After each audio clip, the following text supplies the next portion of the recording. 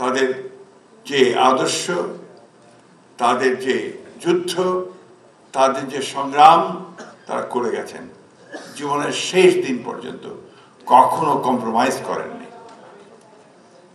বদরুদ্দীন ওমর সাহেব আমাদের আজকের রাজনীতি যারা করছি আমরা অত্যন্ত ছোট বোধ করি তার কাছে, কারণ তিনি কখনো কম্প্রোমাইজ করেননি। আর যারা নতুন প্রজন্মের, তারা বদরুদ্দীন ওমর সাহেবের কাছে কতটুকু নিতে পারছে বা পেরেছে সেটা আমার ঠিক জানা নেই। একটা কথা এখানে খুব জোরে সরে এসছে বদরুদ্দীন ওমর সাহেবের কথাগুলো থেকেই, সংগঠন সংগঠন সংগঠন। আমার মনে হয় ব্যক্তিগত ধারণা থেকে বিপ্লব তখনই সফল হয় যখন সংগঠন থাকে। আজকে এই যে একটা হতাশা এসছে, এই হতাশার মূল কারণটা হচ্ছে যে সংগঠনের অভাব।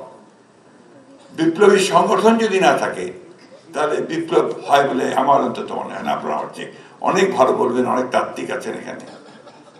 এটা হচ্ছে মূল কথাটা।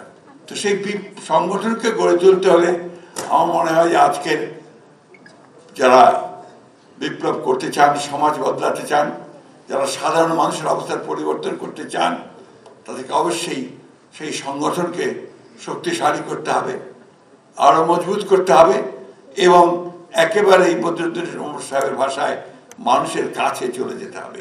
তাহলেই সেটা সম্ভব হবে।